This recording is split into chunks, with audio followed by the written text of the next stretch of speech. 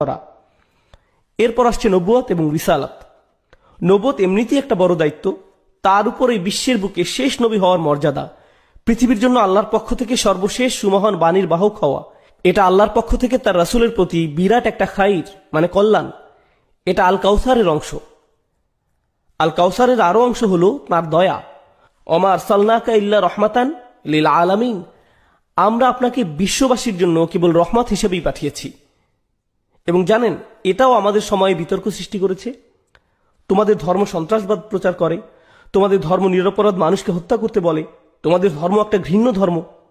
আমি অনেক খ্রিস্টানকে রেডিওতে বলতে শুনেছি ইসলাম একটা ঘৃণ্য ধর্ম। এই মুহাম্মদ লোকটা, তারা তো সাল্লাল্লাহু আলাইহি সাল্লাম বলে না, সে মানুষকে হত্যা করতে আদেশ দেয়, অত্যাচার করতে আদেশ দেয়, এবং তারা এই জাতীয় কথাই বলে। আপনারা খবরে এসবই তো দেখেন, তাই না? আমরা এগুলো দেখতে দেখতে ক্লান্ত। তাই কোরআনে যে সহিংসতার কথাগুলো বলা হয়েছে আমাদের সেগুলো বুঝতে হবে। তারা তো আয়াত কোট করতে পারে না, কারণ তারা এগুলো বুঝার জন্য পড়ে না। তাদের মতে কোরআনের সম্ভবত সবচেয়ে বিতর্কিত আয়াত বা যে আয়াত সম্পর্কে অথবা সূরা সম্পর্কে আলোচনা করতে আমাদের এই যুগে কিছুটা কম স্বস্তি লাগে, সেটা হলো সূরা তাওবা। সূরাতুত তাওবা একেবারে আপোষহীন একটা সূরা, ক্ষমাহীন, একেবারে ক্ষমাহীন। এটা এতটাই কঠোর, কাফেরদের বিরুদ্ধে এখানে এতটাই কঠোরতা দেখানো হয়েছে যে সূরাটি এমনকি বিসমিল্লাহির রহমানির রহিম বলেও শুরু হয়নি।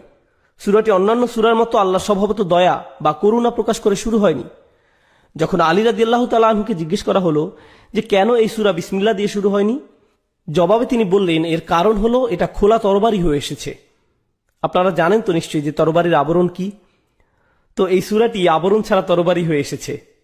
এভাবেই তিনি উত্তর দিয়েছিলেন। এটা আসলেই কঠোর একটা সূরা, একেবারে আপোষহীন। আপনি এমনকি একে রাজনৈতিকভাবে অশোভনও বলতে পারেন। কিন্তু আপনি কি জানেন, এই সূরার আশ্চর্যজনক ব্যাপারটি হলো আল্লাহ তার দয়ার ঘোষণা দিয়ে সূরাটি শুরু করেননি, কিন্তু তিনি তার রাসূলের দয়ার কথা বলে এটি শেষ করেছেন।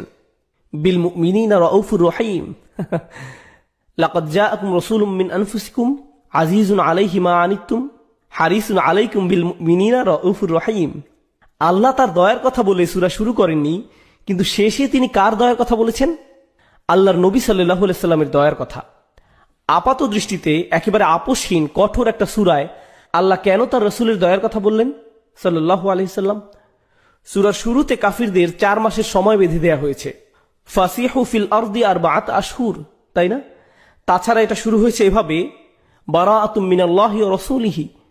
আল্লাহ ঘোষণা করছেন মুশরিকদের জন্য আল্লাহ ও তার রাসূল সাল্লাল্লাহু আলাইহি সাল্লামের কিছুই করার নেই, তাদের সাথে কোনো সম্পর্ক নেই, এবং পৃথিবীতে তারা লাঞ্ছিত আর অপমানিত হবে। তাছাড়া তারা